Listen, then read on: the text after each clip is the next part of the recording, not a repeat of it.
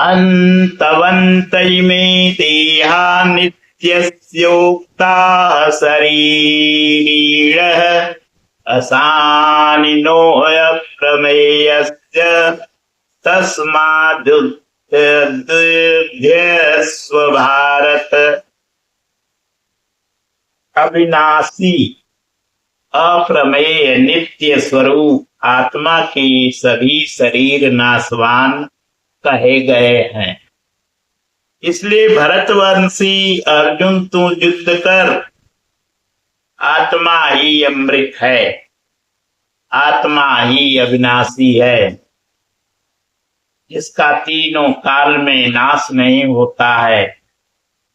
आत्मा ही सत्य है, शरीर नाशवान है, यही असत है, जिसका तीनों काल में अस्तित्व नहीं है।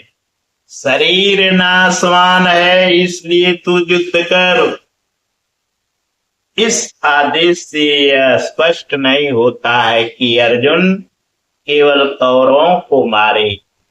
पांडव पक्ष में भी तो शरीर ही खड़े थे। क्या पांडवों के शरीर अविनाशी थे? यदि शरीर नाशवान है तो श्री कृष्ण किसकी रक्षा में खड़े थे?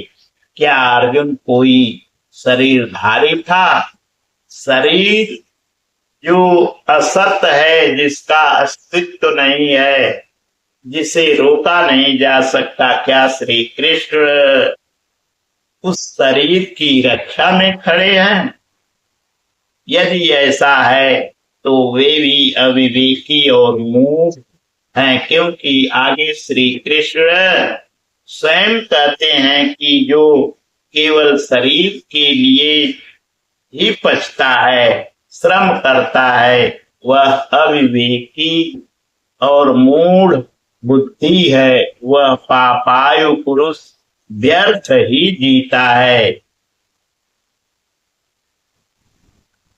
अंततः अर्जुन कौन था?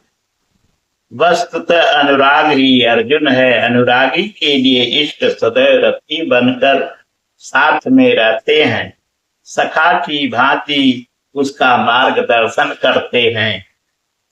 आप शरीर नहीं है। शरीर तो आवरण है, रहने का मकान है। उसमें रहने वाला अनुराग पूरित आत्मा है। भौतिक युद्ध मारने काटने से शरीरों का अंत नहीं होता। यह शरीर छूटेगा तो आत्मा दूसरा शरीर धारण कर लेगा। इसी संदर्भ में श्री कृष्ण कह चुके हैं कि जिस प्रकार बाल्यकाल से युवा या वृद्धावस्था आती है, उसी प्रकार देहांतर की प्राप्ति होती है।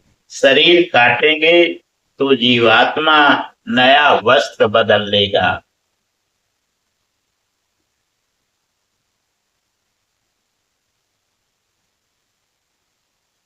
मन एव मनुष्याणाम कारणम बंध मोक्षयोः। मन का सर्वथा निरोध होना, अचल स्थिर ठहरना और अंतिम संस्कार का विलय एक ही क्रिया है।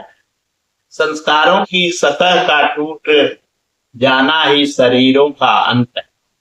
इसे तोड़ने के लिए आपको आराधना करनी होगी, जिसे श्री कृष्ण ने कर्म या निष्काम कर्म योग की संज्ञा दी है। श्री कृष्ण ने स्थान स्थान पर अर्जुन को युद्ध की प्रेरणा दी, किंतु एक भी श्लोक ऐसा नहीं है जो भौतिक युद्ध या मार काट का समर्थन करता हो। यह युद्ध सजातीय विजातीय प्रवृत्तियों का है अंतर्देश में। ओम श्री सद्गुरुदेव भगवान की जय।